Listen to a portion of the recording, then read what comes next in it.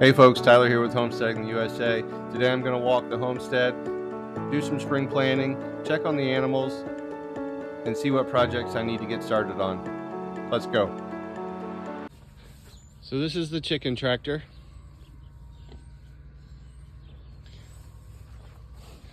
I put trailer jacks on the back of it so you can roll it up when it's time to move it.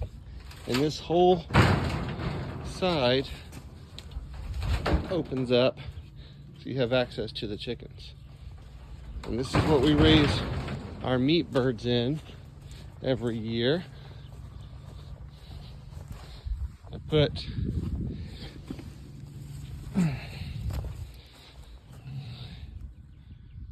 a rope on the front so you can roll it up in the back on the jacks, and rope on the front, and you pull it forward every day. And that's the Salatin method. It would mean a lot to us if you would subscribe and follow along as we build our homestead. Okay, back to the video. There's double stuffed. She's a belted Galloway heifer, first time heifer, so first time having a calf, and she will be calving this summer. We called her double stuffed because she looks like an Oreo and she's pregnant. Oh goodness. The chickens are out in the garden. So if you've not ever seen portable electric netting fence, this is what it is. We get this from Premier One. Premier One has a lot of good options for different livestock. If you use portable fencing, you put this up, put this netting up, and put a fence charger to it, and it holds the current really well. It's great for sheep and goats. We've kept cattle in it. We've kept hogs in it, and rotated hogs. So as long as you have a good charge to it, it does a really good job of containing whatever livestock you're trying to contain. Right now we've got this little, see that fence line? There's electric netting going to it across the back by the hay wagon, and then down and down, and that makes for a really good goat pasture for a few goats or sheep. So that's what we're using it for right now. This is a couple of makeshift raised beds, planting in a grow bag. There are strawberries in these raised beds, and that was a blueberry plant, a blueberry bush. All of this along here, all the way down that line, and on that side as well, are raspberries that we've transplanted to kind of control and cultivate. That general bed right there is my wife's herbs. These actually are elderberry bushes. We had some type of a beetle that attacks those, kill a good portion of them. We had 4 beautiful bushes, and now they're gone. These are chokeberry, black chokeberry bushes that my wife planted last year. There's 4 of them, and this is one of our garden plots that my son turned over with my potato digger on the tractor one day while I was at work. Let's go back here. So what we usually do is this goat pasture, we will let it grow up. We'll graze on it a little bit, but we'll let it grow up and cut it for hay. And then this back pasture right here on the other side of this fence into that next fence line, that's where the cows are, and we will let it grow up and we'll cut it for hay. At least once per little area here, per pasture. And so we'll get one cutting plus grazing all summer and into the fall. And then we usually have to barter for hay or buy a little bit of hay in to feed our cows and bed our animals through the winter. Now this pile of mess is where we compost every year. And now what you may notice is that, well, there's some trash in there, but we'll get that out of there. So sometimes that winds up in there and we pull that out and throw that away. But what you may notice is that this, over the course of the year, turns into a really nice compost. I don't know if you can kind of tell the footprint. Let me back up here. This right here goes from right there to right there, which is about 20 feet, 15 to 20 feet, and then it's a circle. So it goes all the way around, and then that'll be piled high with wood chips, and then we add wonton waste, we add all of our food scraps that the pigs don't eat, we add all of our bedding pack from the winter, manure bedding pack from the winter goes in there, and then all of that throughout the entire year until either the fall or the spring, we move over to the garden or fill grow bags or moved anywhere that needs a compost. And then we start over in the springtime with this right here. This is kind of our starter bed, if you will, and we'll clean all this up, get the trash out of it, and start afresh and anew with another pile of wood chips to add all of our winter bedding pack too. Oh goodness, what a mess. What a mess. What are you doing in here? What are you doing? Hi. Hi. Hi. Let me get some light. Let me get some light in here. Let me get some light in here.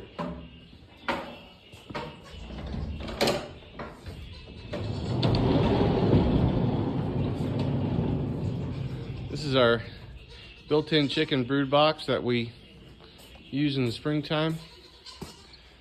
My son's using it as his winter dog hut for Oakley. This is Brownie and Buckeye. Where'd you go? Where'd you go? Hi! These are Oberhasli dairy bucklings that my son is going to show in 4-H this year. We had a registered herd of Oberhasli does, and that we showed my kids showed in 4-H, and we milked and had a Homestead soaping business, and my children decided they didn't want to show goats anymore, and so we sold them all year before last, and they didn't do goats last year. And now that it's coming to 4-H time and getting ready for that, they have fallen back in love with goats and begged to get more goats. So we had some friends, these girls right here in front of us, we had some friends that showed goats, and the young lady that showed these girls is a senior, or was a senior and graduated, and she's not in 4-H anymore. It was her last year.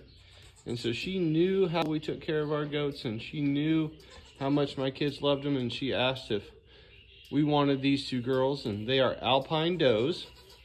We said, absolutely, we'll love them and take care of them, and we're probably going to breed them. We'll find a decent buck to breed them to, and we'll breed these girls and get some good kids out of them to continue the line. So Now, as far as projects go, oh, all of this. Goodness gracious.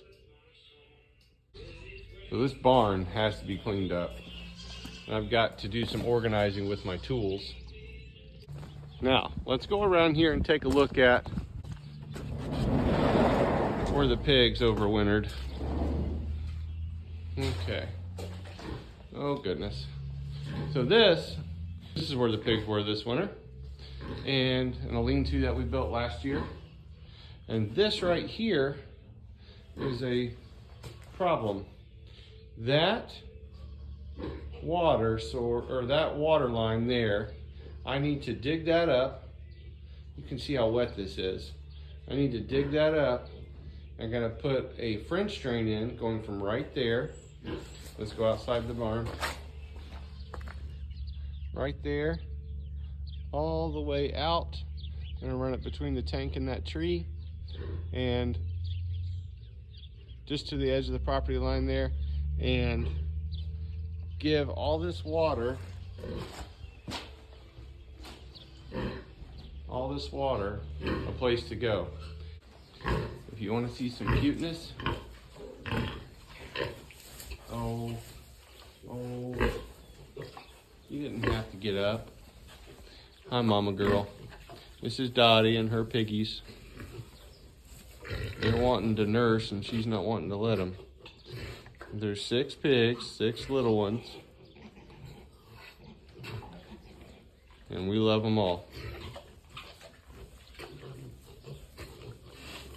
They were born here. Hi, good girl. And that is a beautiful little girl that we are going to be keeping and breeding back. She is beautiful.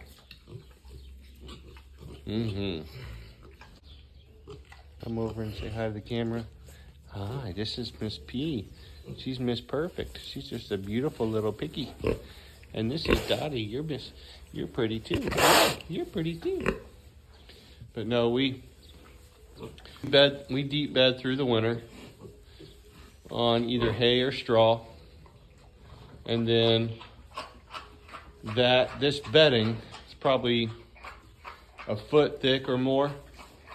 And we will dig this out with the tractor, put it in the wood chips, and compost it down.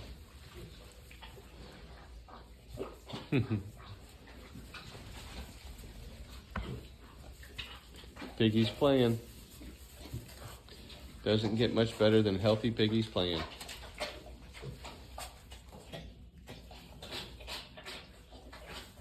So we got all these little ones. We've got this board up right here so the little pigs can get under that board and come over. They can have an area away from mom if mom gets rowdy. And they have feed that they can get to as starter feed for them in their own area. And they have access to their own water. That's just a pig nipple inside of a 4-inch PVC pipe that's full of water. Pretty simple setup. And this muddy mess back here, we will wait for this to dry, and then we will probably, all of this deep bedding I'll scoop out, and that'll go in the compost as well. And then all of this will become a garden. We'll till this up, and just to till it up, really just to smooth it out, and it'll be a garden.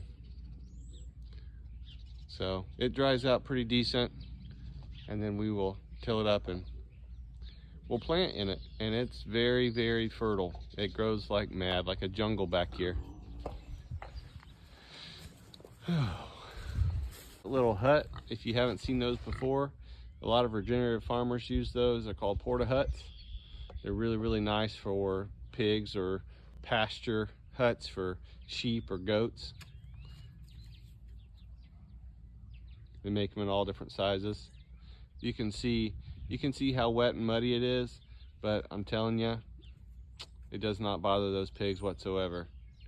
As long as they have a dry area to get up and out, You can see that bale of hay. We'll probably get in there and tear that down for them, just to give them a little bit more area that's covered that they can build up. You know, just get out of the mud from time to time. But I'm telling you what, that mud does not bother those pigs. They're happy pigs. So there's quite a bit of preparation that needs to take place on this homestead to get cleaned up, get organized. Got to get that barn organized. We've got to get the gardens prepped and ready to go. We've got to get our yearly shipment of wood chips delivered, and I've got to get these barns cleaned out once we can get the rest of the pigs moved out and ready to go, get the cows back on pasture. We've got about another month and a half before that's going to take place. So it's that last winter push to get through this ending cold and wet season and into the spring planting, and I think we can do it.